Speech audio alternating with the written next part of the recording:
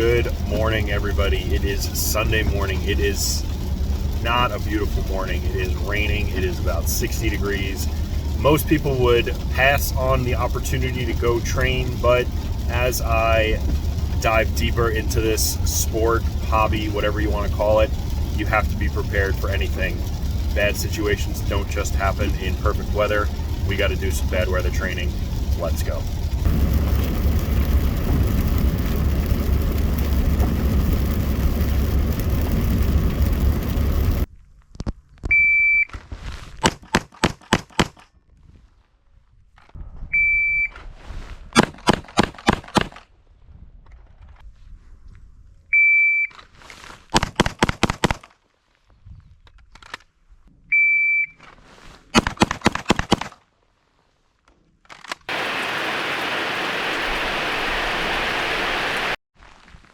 Hopefully you can see, but my my rain jacket's soaked, so I have an extra layer on. My hands are getting wet. They're getting sticky, slippery. The gun's got some water on it, so that's slippery. And then you're out here in adverse conditions, but bad stuff happens in the rain also.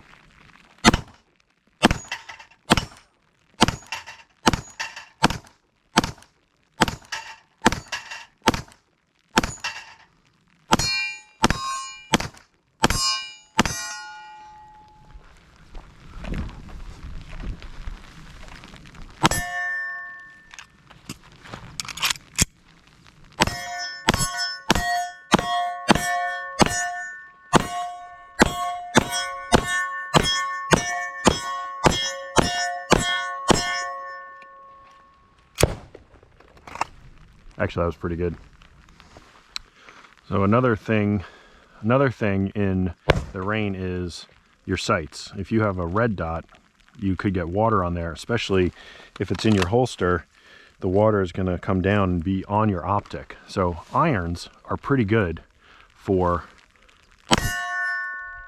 bad weather because you just have your sight picture.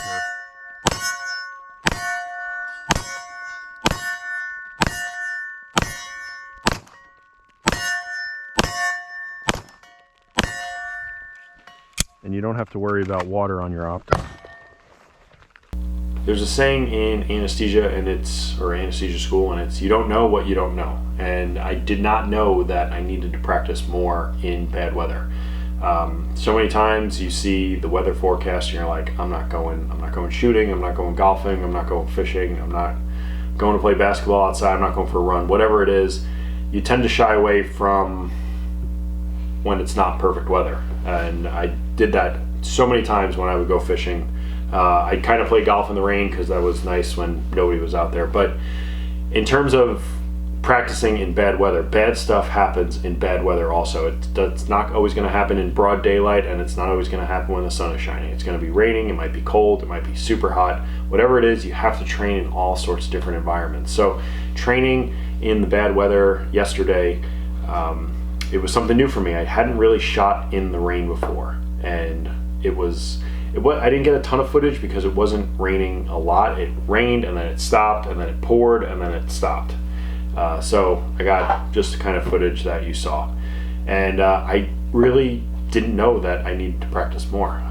The gun was wet, it was a little slick, and I was missing shots. I started with the dope drill. You saw me do 5, 10, 15, 20. Forgot to film 25 or one of them, but I missed 9 of 25 shots.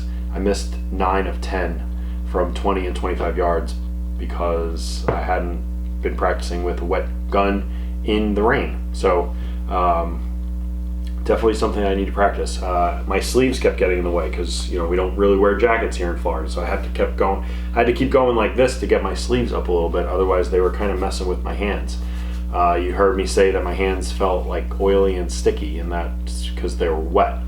The jacket overhanging over the gun on the side, was another added piece that I had to do. I had to lift the jacket out of the way to get the gun out of the holster. So there's all sorts of different variables that need to be taken into account for when there's bad weather. It's not always going to be sunshine. It's not always going to be broad daylight. It's going to be cold. It's going to be rainy. It's going to be windy. You have to learn how to practice in these bad environments, or not bad environments, but less than suboptimal. That's the word we're looking for. So the next time that it rains, I'm going to head out to the range. That's going to do it for this one. Like and subscribe. Leave a comment in the comment section below. We'll see you in the next video.